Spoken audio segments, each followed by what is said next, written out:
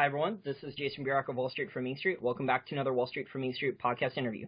Today's special guest is a first-time guest, but I was referred to his work by a good friend of mine.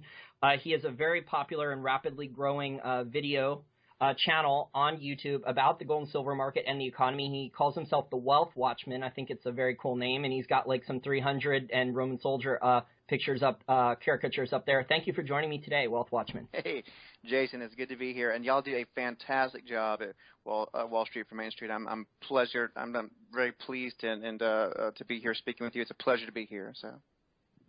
Why? Thank you. I mean, yeah, we've been doing this, I think, since 2009 or 2010, and you know, if you go back and on our archives on our channel, listen to some of those early interviews. They're pretty rough. I wasn't good at public speaking, so I think I've come a long way in the 7 years now since we've been doing this. Yeah.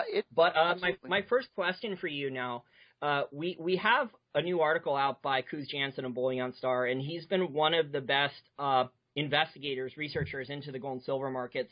The Shanghai Gold Exchange, which we're actually, I guess, getting fairly honest data about the withdrawal numbers to know about real gold demand and also, I guess, some silver demand. Why do you think the Chinese have stopped reporting the withdrawal numbers for the Shanghai Gold Exchange? That's a great question. I just think they're too honest and they're too high. There's such a huge discrepancy between the numbers that the World Gold Council says for Chinese gold demand compared to what's actually being demanded every week, every day, every month by the Chinese citizens at large, that I don't think they can come up with enough good excuses anymore as to why there's a 1,000-ton, 1,200-ton annual discrepancy. No one's buying the explanations. Kuz has done a remarkable job of getting to the bottom of the inner workings, the machinations of how their gold market works. He's laid it out in plain English for everyone to understand, and that's the problem. Everybody understands it. Everybody gets it. It's starting to become well-known mainstream knowledge that both the Chinese government and the Chinese people have an enormous penchant for precious metals, especially gold. Gold is their go-to metal. It wasn't always that way, but in the last few years, they have really gravitated toward gold over silver, although they do buy silver for their industry, and they buy silver for, collectors' things. Gold is the shining star of China. And for goodness sakes, if you look at the numbers from last year, nearly 2,600 tons coming out of the SGE, that's nearly 100% of what the entire Earth will bring to the table through mining. They bring more through refining that's added on. That's true, but that's just one country.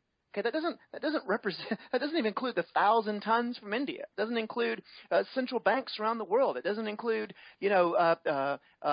bullion stackers and investors like us. I mean, Eric Sprott several years ago said that there was probably a several thousand ton. I think he even said over maybe 3,000 to 4,000 ton deficit in a 3,000 to 4,000 ton market, and we're seeing that become more and more mainstream, and I believe the reason why they finally just took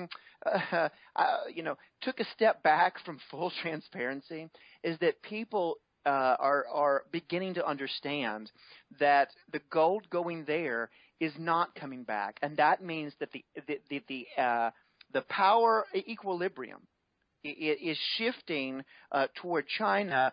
That scale is tipping, and it's not going to be tipped back anytime soon. And that's making a lot of people wary. So I think that for the sake of what they want to do, that is get as much gold as possible, China is trying to take a step back. They're trying to rein back in some of that instantaneous data, perhaps, and try to do it a bit under the sly, and hopefully not make it an issue on the especially on the alternative media side, every other day. From speaking with Kuz Jansen and also reading his articles, and I also tend to sometimes read the comments underneath them because there's a lot of precious metal experts that comment underneath his articles.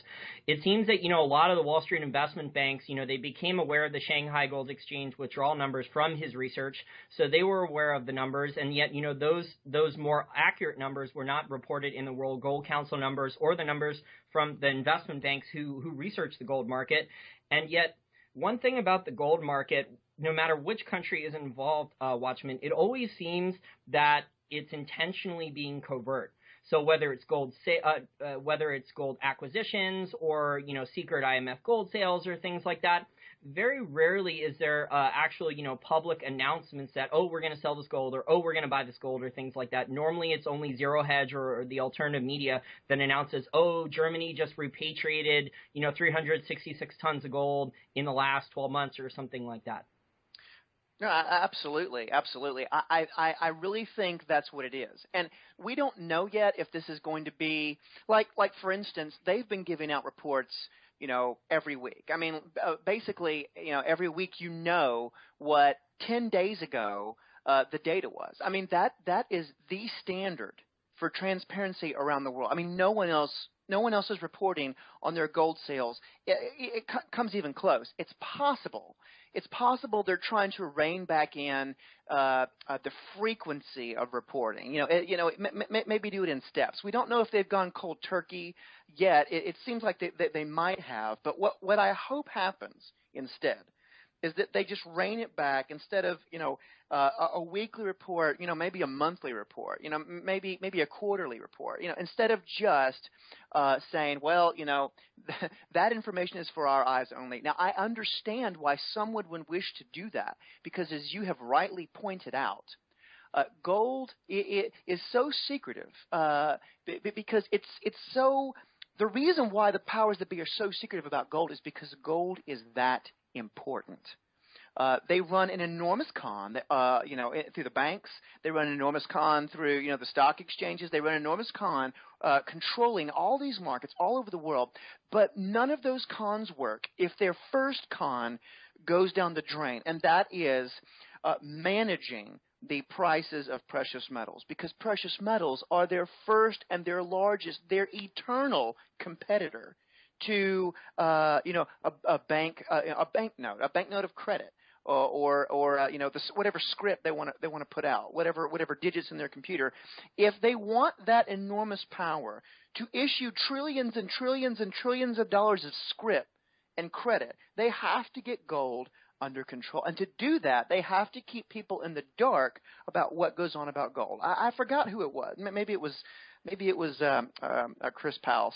Somebody from GATA said years ago that governments are more open about their nuclear secrets and nukes and nuclear technology than they are about gold and their gold reserves. I think there's an enormous amount of truth to that, because they all know that the real power to enormous empires like the U.S. empire and other empires of history has been a money power, especially in the last several centuries, and that money power evaporates when they cannot control gold and especially silver. So I would expect a little bit less information to come out of China. I expected it perhaps further down the road, but it's happened a little bit sooner than I thought.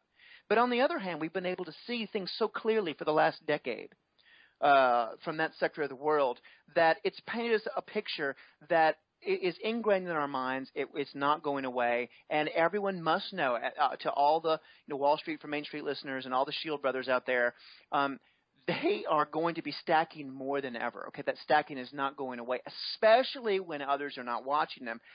I would expect large,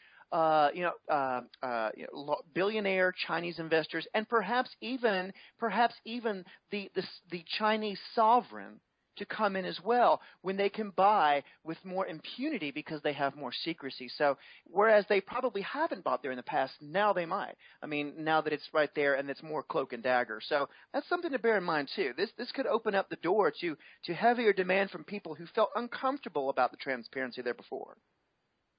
That's a good point. Yeah, I think one of the main reasons if they do stop, and Kuz Jansen, I don't know if you had a chance to read his article about it, but I think he actually got a quote. He managed to get a hold of one of the people who released the data for the Shanghai Gold Exchange withdrawals, and he said they're not releasing it anymore. So I guess it looks like we're not even going to get it monthly now. But it does seem to me one of the reasons they wouldn't want the data release is because they don't feel they have enough gold yet. So they do want to be able to continue to accumulate either more physical metal or maybe start buying even more of the miners. We know that the Chinese gold mining companies and from backing from the Chinese banks have started to buy, gold mining interests in Australia and Africa and things like that. And I think they even bought a big chunk of one of the Barrick spinoffs. I think it was West African Barrick or something, or African Barrick, something like that. But I'm actually very surprised we haven't seen some of these large Chinese miners financed by the Chinese government or large Chinese banks, which are, state-owned, go in there and start buying up the gold in the ground yet. I think that's coming in the next couple of years too. Absolutely. Well, they've already begun it. It's a process, though, that you've rightly pointed out. Let me just give you a little story. Back during the last crash, okay, I bought basically one of the darlings of the Australian mining company, the gold and copper. It was a gold and copper company, and they had an excellent balance sheet. They had good fundamentals, and they had good assets in the ground. But the perfect storm hit in 2008. Their stock nearly went to zero, and they froze all shares for about a month. While those shares were frozen, they bought – the Chinese came in and bought out that 90% of the mines and projects in that particular company. And they're moving in heavily into Africa right now. I mean, I posted an article several weeks ago in the last month about Zimbabwe, about how they're moving in. They're doing joint partnerships with Zimbabwe. They're doing it over diamonds. They're doing it over gold. They're doing it over platinum. There's some very, very good, highly sought after, highly strategic resources in Zimbabwe, and China, Mugabe, and others are trying to create long-term partnerships because, to be honest, Zimbabwe is basically a failed state. They're total failure, and to pull their irons out of fire, China's going in because they're cash rich, and they're just saying, we will buy you time, we will patch up this, and this, we will plug this gap, but we want a joint ventures with some of these mines. We want our yuan to be used in your economy. So I think you're right. I think you're going to see China more and more go straight to the source. They've cornered probably most of the available gold that sovereigns and large parties are still willing to sell, that's still available above ground. And now they're using this enormous hoard, this huge mountain, this literal mountain of dollar reserves, just to go on a buying spree of future sovereign assets. I expect to see that more and more as we go along. It's an excellent point you brought up, and I would pay attention to Africa too, because at these gold prices, the mining sector, as you well know, that's your cup of tea. I mean, you're the expert there. But the mining sector is absolutely being decimated. But from the ashes and from this nuclear winter we're witnessing, there will be a future. There will be mergers and there will be buyouts, and they'll keep mining metal. It may take a hit as far as supply goes for a while, but the large players will step in. They'll consume the small players at pennies on the dollar, and China will do just that all over the world. Yeah, and not only are with manipulated paper metals prices have that caused problems for the miners, but a lot of the miners' problems are also self-inflicted. You know, they did bad deals, they did acquisitions at the top, they overpaid, they took on way too much debt, they sold a royalty or stream at a bad price. So a lot of these management teams at the miners, you know, they've diluted the stockholders. There's a lot of junior gold producers right now that are still producing. The management teams don't want to leave their jobs. So they keep, you know, they should sell out to a larger miner who can optimize the mine. And instead, you know, they just keep diluting shareholders by selling millions of shares so they can keep their cushy salaries and things like that running the small miner. But, you know, we have COMEX ratio now, I think, for silver. It's over 500 to 1. You've done videos recently about this. What do you think will end the manipulation then? In silver or gold? How about both then? You can answer one at a time for both. Sure, yeah. I mean, you're right. The last week there has been an enormous stress that's once again cropping to the top. We are seeing, and I wrote an article about this, and I intend to probably write another article early next week about this. But about 2 months ago, I wrote when we reached 128. I mean, that was big news then. Wow, 128. Does it get any worse than 128 claims per ounce of gold, than that? And I said, of course it gets worse. I mean, like just a few months ago, it was 20 and 30 to 1. Now it's 120. I said before this is over, before this thing snaps, you're going to see 200 to 1. You're going to see 500 to 1. You may see 1,000 to 1. And that's exactly what we're seeing. I mean, like we like you rightly said, we hit like 530, 540, 550 claims of ownership per ounce of registered gold at the COMEX. I think at the low point it was 78,000. They've sort of kind of been pulling their little stuff where they try to put in 8 to 10,000 ounces at a time. They've done that the last couple of days and brought it back up to 88,000. Whatever. They spent 2 months building up that registered, and most of that work was gone in one day when 200,000 ounces came out at one time. So you're exactly right. They are going to stretch. I mean, this thing is this con is a great rubber band that they're winding around. They've wound it around the corner so many times. It's so tight that it's going to destroy them. It's going to snap, and when it snaps, it's going to snap so hard that people will have never seen anything like it. Now that how the repricing happens with gold and silver could happen one of several ways, but you've hit the ball on, squarely on the head there. What we're probably going to see is at some point they're going to reach a threshold in the registered category where they just say, well, the markets are broken. That's what they're going to say. Like, the markets are broken. Something happened. This is no longer a functional market. We're going to close all these orders for a while, and we're just going to stop the bleeding. They're going to do that with silver too. By the way, I just saw this, and I'm going to write about this as well. But I've been writing about silver particularly, and how silver stackers, as supply goes down and demand continues to increase. Last year, the price was down about 18%, but our demand was up like 21, 22%. I mean, stackers put away between 140 to 170 million ounces of government coins and rounds and bars. Unprecedented. Biggest in history. It's going to get even better. That is, unless they shut down all the mothball all the mines and the governments go strictly to rationing. However, what we're seeing is that we are severely digging in to the amount of silver available for the powers that be to play with. Right now, they've been bleeding about 1 million, 2 million ounces in a bad week at the COMEX. But just yesterday, on Friday, January 29th, the COMEX registered silver lost like 7.7 million ounces in one day. I've never seen anything like it. I've never seen a one-day withdrawal that big ever. And I just saw that news about a half an hour before I came on your show here. I mean, that is very new news.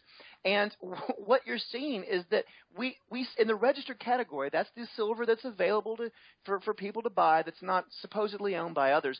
They were at 35 million ounces, which is the lowest in years.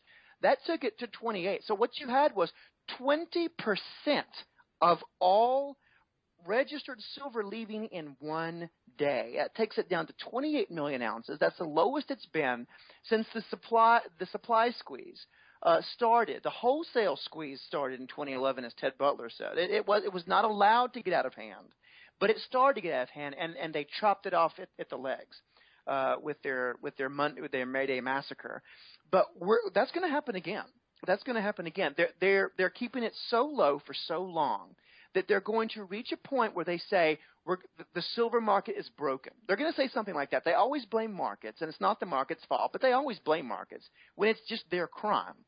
And they're going to say, well, we're going to stop all buy orders. If people want to sell to us, we'll accept that. But at that point, if that happens, they're going to lose all credibility and perhaps even the ability to dictate what the price of silver will be for the rest of the world, because it's not just in New York. I mean, you had this crazy freak accident thing with the London silver fix just a couple days earlier. I mean, where they had a flash crash of like 6%, like nearly $1.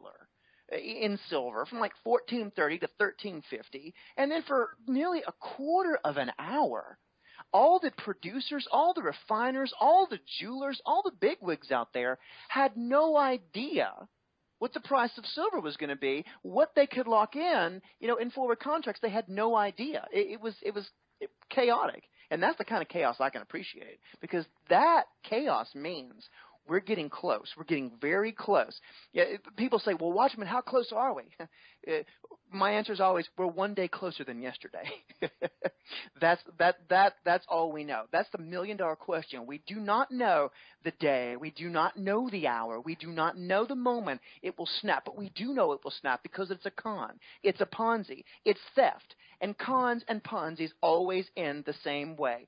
Utter failure and utter ignominy for the people behind it. The same will be true this time. And the people who believed, believed in the fundamentals and knew what they knew to be true and stuck to their guns are going to make out like bandits.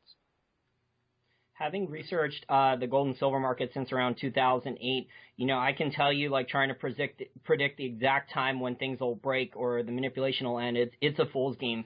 But, you brought up good points there about the LBMA. I mean, are they going to go to cash settlement? They'll blame it maybe on the evil hoarders, the evil people stacking physical metal, your evil hoarders or the greedy speculators. They did this. Congress did this when the oil prices spiked in the 1970s. They may do this again when gold goes over $2,000 an ounce or something like that. But in terms of the manipulation, I don't know if you agree with this, but I think what's really going to break, because we're obviously seeing the total leverage ratios of paper to metal continue to spike. It's becoming theater of the absurd, where we might go to 1,000 or 2,000 or something before it breaks. But, I think the strain, obviously real physical demand is still strong. The problem is going to come on the supply side because, the miners can't handle a manipulated price environment. You read my report about this. I use the Wile E. Coyote and Roadrunner analogy. The miners are Wile E. Coyote. They never catch the Roadrunner. They always get screwed here. And, some of it is their own doing, but a lot of it is, every time the paper price is manipulated lower, they're always behind the curve trying to cut costs just to survive. And they've somehow managed, I guess, to stave off bankruptcy for the last 4 or 5 years. But I don't. They're running out of road. I don't think they have any more creative ways to stop bankruptcy. And we're starting to see this with the news. I don't know if you saw it a couple days ago. Endeavor Silver, which is a pretty good mid-tier producer of silver in Mexico. They're considered one of the more efficient silver producers. They announced that they're cutting silver production by 25% by the end of 2016. And this is one of the more well-run operations. They run mines pretty efficiently. And for them to come out with an announcement like this, even with a weak Mexican peso, where the silver price is still pretty strong, they still can't get one of their mines to run economically. So I think we're starting to see a situation here where, the miners are almost completely out of road. I completely agree with you. I think that's a very strong thesis that you've put forward. You've written about it and done videos on it, several times. I completely agree with that. Endeavor Silver, actually, I don't own a lot of mining shares. I own a few. Endeavor Silver is one of the better-run companies, as you've said. For them to come out and announce that they are going to cut production by 25% in the coming year is an enormous straw in the wind that stackers cannot ignore. They cannot afford to ignore it. There will be more that will come out like this, and they should. I mean, why should they bring up the only product they have, a product that was kingly wealth, that was respected, loved, trusted, and desired around the world for thousands of years? Why? Why should they bring it out of the ground for a loss to give it away every single time? It doesn't make any sense. Now, I applaud them for that. I know that it's self-preservation in some ways, but, they're going to be the first of many. There's going to be many other, primary miners that cut production. There's going to be a lot of base miners that are going to cut production. I've said this for a long time, and I believe you've said the same thing. I've believed forever that we were going to see the crashing base metals prices take they're giving enormous body blows to these base mining companies. I mean, a lot of them are in the same nuclear winter that the silver and gold. They're worse. Yeah, absolutely. They had base metal prices that keep going up for 12 years in a row. They hedged their copper price at a higher, so they took on even more debt. Yes. And yeah, I think it's going to put a lot of stress on the silver because so much of the byproduct from the base metal miners is the silver. Absolutely. Nearly 2/3 of silver still comes from the base metal miners. And when in 2008, when I saw the out and out collapse, the collapse of the world economy, the collapse of the miners who were supposed to be bulletproof, like one of the ones I owned, they had $1 billion Australian in the bank. And in one business quarter, maybe two, they went to nearly nothing. That's how quickly they ate through it in a global panic. That's going to happen again. Now, we're already seeing the supply from some of these base miners start to really, take some body blows. But now, when you throw in the primary silver miners beginning to cut, the writing is on the wall. They are not going to be able to crank out 800 million, 900 million, 1 billion ounces of silver year over year over year for sub $16 prices. It's not in the cards. It's not going to happen. They've tried to make it happen for the last several years, and as you've said, they've thrown everything out but the kitchen sink, and they're barely surviving, and they're not going to be surviving much longer, especially if they try to take it any lower from here, which they might. They might. These people are crazy. I think they're going just to tamp it down until it's impossible, literally impossible to hold at that point. And so I think I've maintained that the mechanics for the gold and silver bull market, which is still with us, the mechanics for that bull market somewhat changed in 2011 because of the credit downgrade that the U.S. received from some of the more honest credit rating agencies, Egan-Jones and some others, and look what happened to them for their honesty. They got fined, and they, some of them nearly got arrested, and that they couldn't write anything for a while. So yes, there's systemic, not just greed. There's crime. There's crime everywhere in the entire system, and we're seeing it beginning to end with gold and silver. So I would definitely watch what Endeavor's doing. It's going to spread, and they're going to take two shots. They're going to take a shot in supply from primary, and they're going to take it from base metals as well. Yeah, I agree. I think over the next couple of years that will definitely play out. And, like I said, with Endeavor, that's with a cheaper Mexican peso. So their silver price, which is not in dollars, their silver price in Mexican pesos is high. So they had a currency advantage, and they still couldn't keep the mine economic. So that's, a lot of these miners are in developing countries like Canada and Mexico and Brazil and Australia where they have weaker currencies relative to the U.S. dollar, and that's helped some miners. But the problem is some of these miners, they have a lot of dollar-denominated debt. Yes. And once you take on debt to open that mine, especially if the mine was higher cost and you've slashed it, you have to keep running the mine to pay off the bankers. That's right. So that's right. They've got them. They've literally got them by the hair. They've got them by the neck. That's absolutely right. Yeah, I agree. I mean, I've spoken off the record in the past with some mining executives, and they'll admit the gold and silver paper prices are manipulated, but a lot of them, they won't admit it in public other than really Keith Neumeyer, because a lot of them owe so much money to the banks. They're afraid that the banks will, get them replaced as CEO to someone who's more complacent. So they're like good little obedient sheep once they take some debt from the bankers. Yeah. That's not surprising to hear. It's sad to hear, but not at all surprising. And a lot of it is self-preservation with these CEOs, with these boards, and with these companies. And I guess I can understand the conflict there, but everything that they stand for, every asset that they have, everything that they love and they work for is being destroyed. It's being destroyed on purpose. And I don't know if I could sit there and be as complacent. I would want to be a Keith Neumeyer. Keith is a very heroic individual. I really I admire him. I think he's taken an incredible stand, and I like some of the ideas that he and others have put out. Like a mineral bank. I like that idea. I think on the other side of the collapse, on the other side of the reset, on the other side of a new monetary paradigm, that would have a great future. Right now, it would be very difficult to implement, because of how absurd the rigging has become, the lengths that they have gone to, and how warped it's become. It would be very hard right now to do that.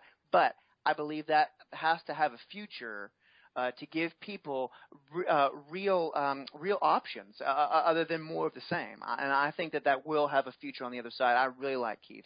Yeah.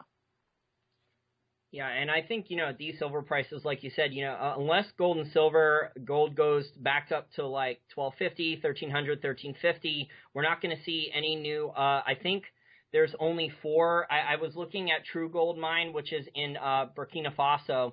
They have the Karma deposit. They said in their January 2016 presentation that they're one of only 4 new gold mines coming online. And we're producing an enormous amount of gold production, so that those are reserves and production that's been depleted and not being replaced.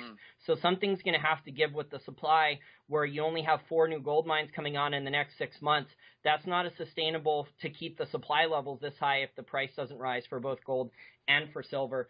But, also in the LBMA, we're getting absurd amounts too. I read underneath the Kuz-Jansen article about Shanghai Gold Exchange, not reporting their withdrawal numbers anymore. The LBMA vaults are now down to 6,500 tons from 7,500. So there's been 1,000 tons of gold that is left, and obviously there's no receipt or no one claiming who bought it yet.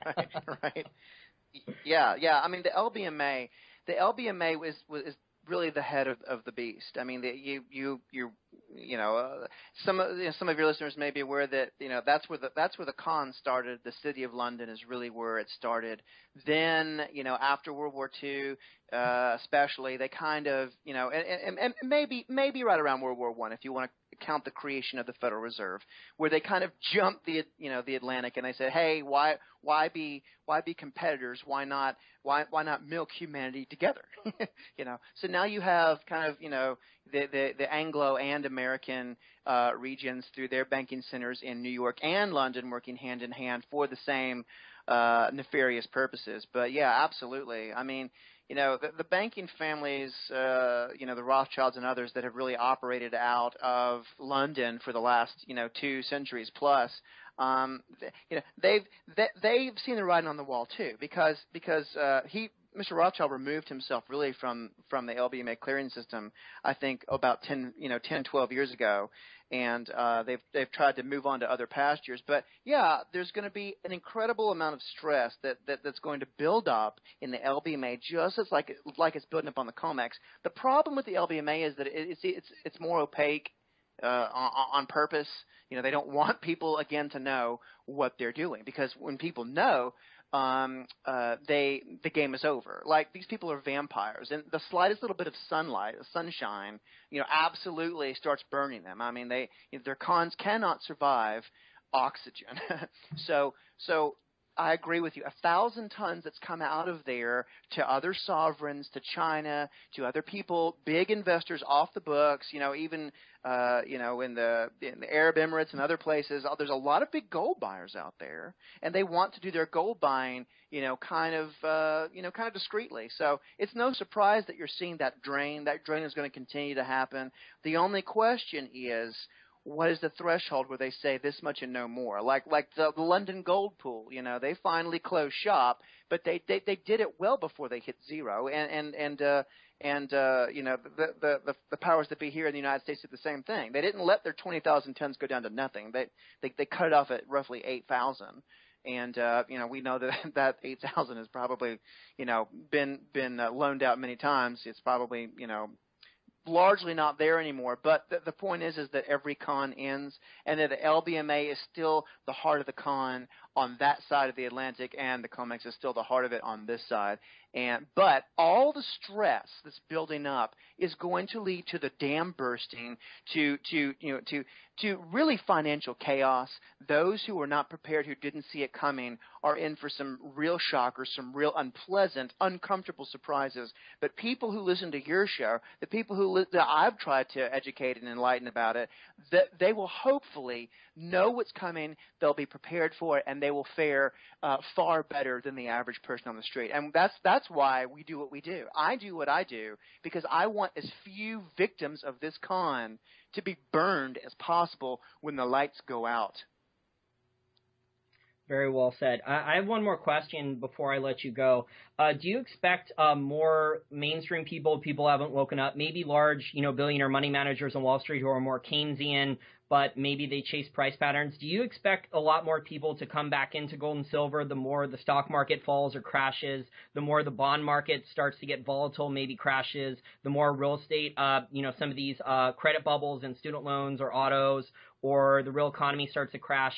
Do you think that's going to be the signal that the people who maybe bought gold and silver after 2009 and sold it in 2011 or 2012 and said, oh, I don't need insurance anymore, my asset prices are going up, do you think that's going to be the signal then that they're going to start getting back into the market again? I think so. I really do. I just got done watching The Big Short a few nights ago. Excellent film on all the shenanigans going on before the last crash. But one of the big takeaways from that movie is that you had a lot of brilliant people who knew how to, they knew how to chase money, they knew how to make money, they knew how, they knew the algorithms, but they didn't know necessarily what was going on actually in the real economy. I mean, we think that everybody knows. Well, some of them know, but a lot of them don't know. They're just in it to make as much as they can.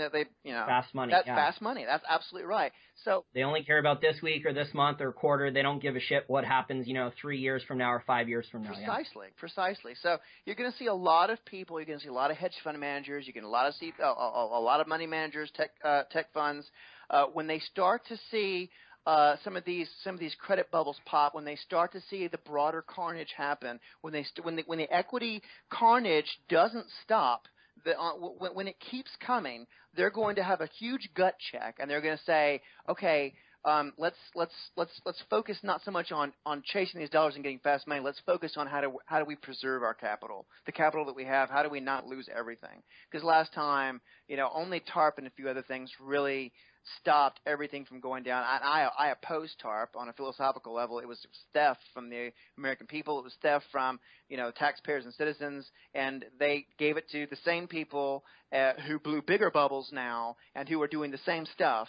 So obviously it didn't solve any of the problems, but what it did do that I'm thankful for is it bought valuable time, because I got to be honest, I didn't know any of the things. Almost any of the things that I know today, I didn't know them back then. I'm glad that I had that extra 7-8 years. I'm glad that maybe it's selfish of me, but I'm glad that it didn't go down with a full collapse then. I mean, I was only partially ready then. I was not nearly as ready as I am now. So I hope that is the same rings true for thousands and thousands of your viewers and listeners, and many of the people that I've been able to reach. Together, we can continue to make a difference, to make sure that there are people just ready for this to happen, not necessarily wanting the bad to happen, but just know it's going to happen, and they're psyched, they're prepared, and they know why it's happening, and therefore they won't be scared when it happens. So I think that the big money is exactly like that. A lot of them, they will go into preservation mode and preservation of capital mode. At that point, you'll see whatever gold is left. It will be an inconsequential amount of gold left in New York and on the open market to buy. And when that happens, they're going to bid it up like mad, and it is going to be it's going to be fun, and it's going to be terrifying.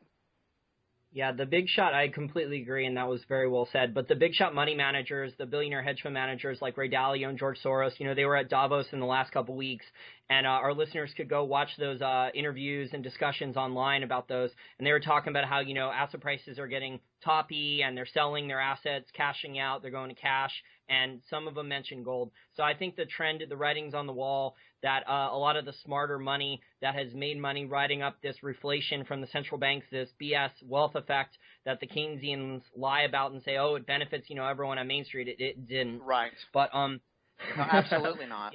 But yeah, I think the more these asset prices fall, I think the higher gold and silver prices are going to go, the more the regular asset prices fall.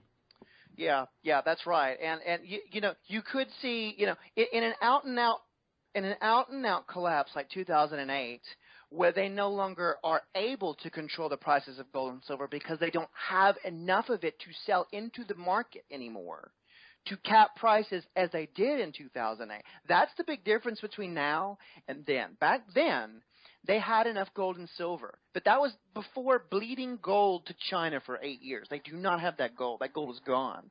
They do not have all the silver. They've bled through their excess silver reserves. Right now, in silver, I literally believe they're going hand to mouth in silver. I believe it's going from the refiners, basically straight to the exchanges. I mean, I believe all the new silver coming in is literally new silver. They don't have any idle reserves. So that's the difference. Yeah, I think SLV is empty too. Yes. I think they're, they haven't audited it. So I think, to stop the bleeding for the last 5 years to keep the silver price managed, I think they basically emptied SLV and haven't proved that there's any actual metal in the vault with real independent audits. Absolutely. And if there was, one signature, can take it, and it wouldn't be enough to stem the tide, because the entire world would suddenly realize why.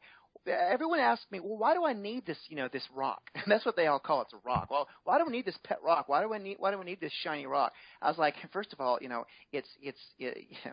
mislabeling it. But second of all, humanity has needed it, is needing it, and will go on needing it for thousands of years, because it is sovereign, tangible value. It is stored wealth, and who wouldn't want that? And once you understand why those properties exist, then you when you get your head around it, it changes how you see everything in the broader global market. So I absolutely agree with you.